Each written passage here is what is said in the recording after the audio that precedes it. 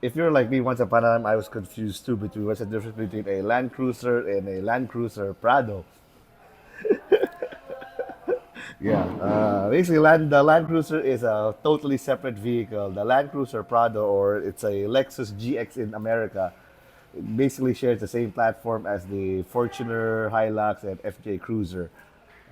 How do we know this? Because the Land Cruiser Prado, as far as the Philippines goes, has been sold in a few variants. There is the 3-liter variant, which is the same engine as the Fortuner, and then it also comes with a V6, which is the same engine as the FJ Cruiser, and then all bolts in. So that means the chassis is the same, suspension is pretty much the same. This has disc brakes all around. The Fortuner has drum brakes at the back. The FJ Cruiser also has disc brakes all around. So pretty much, the Land Cruiser Prado V6 is a nicer, softer, more luxurious Fortuner and a nicer, more luxurious FJ Cruiser.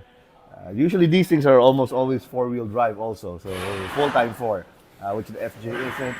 And first generation 3-liter Fortuner is also a full-time four.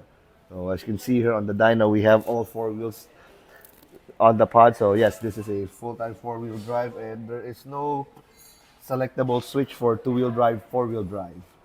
This happens to be an older 2012, 2013 V6 Prado, and then well, the usual complaints: need more power, guzzles gas like crazy. There's delay in the throttle. Pickup is really slow. So that's what we're gonna be doing with the remap here. Let's open up the hood so we can see what the engine is.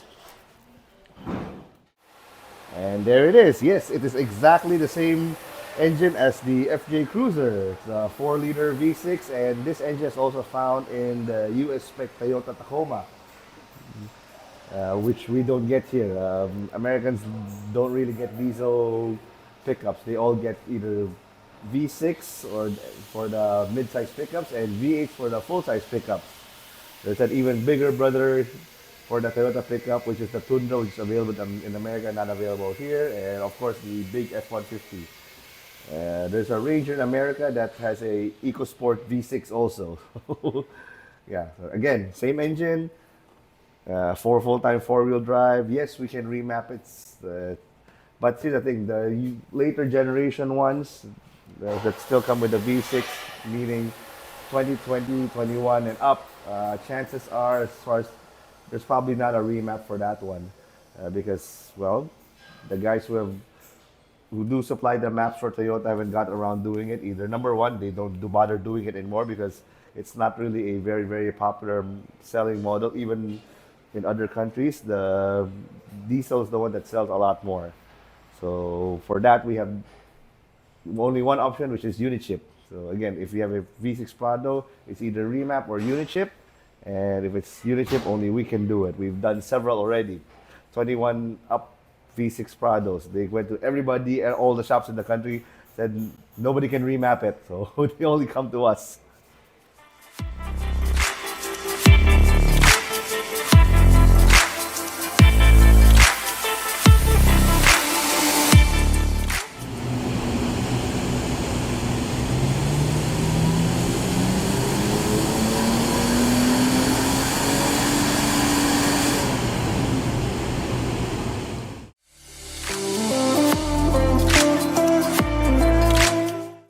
Okay, we're done with our ECU remap, and these are the results. So this red line is stock.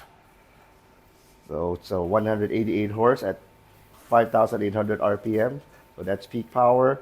And then this green line is after remapping. So from let's put it at 190, then we end up at 230. So we get 40 horse increase here at 5.8 RPM.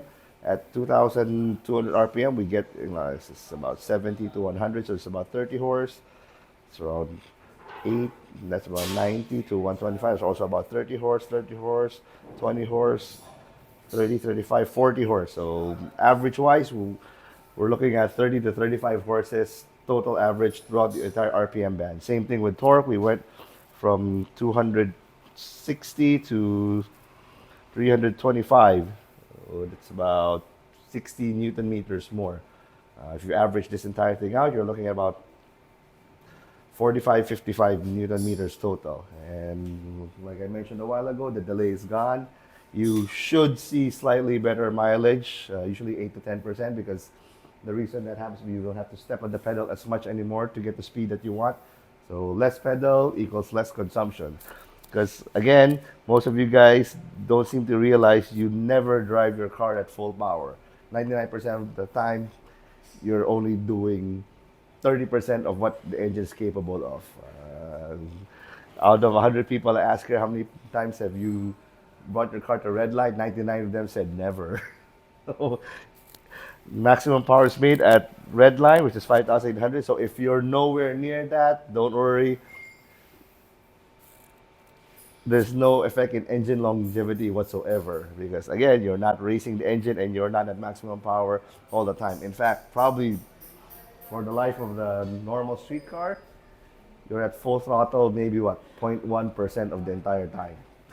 And that's when you're just overtaking NLEX, and then after you hit 200, you back off and say, ooh, that was fun.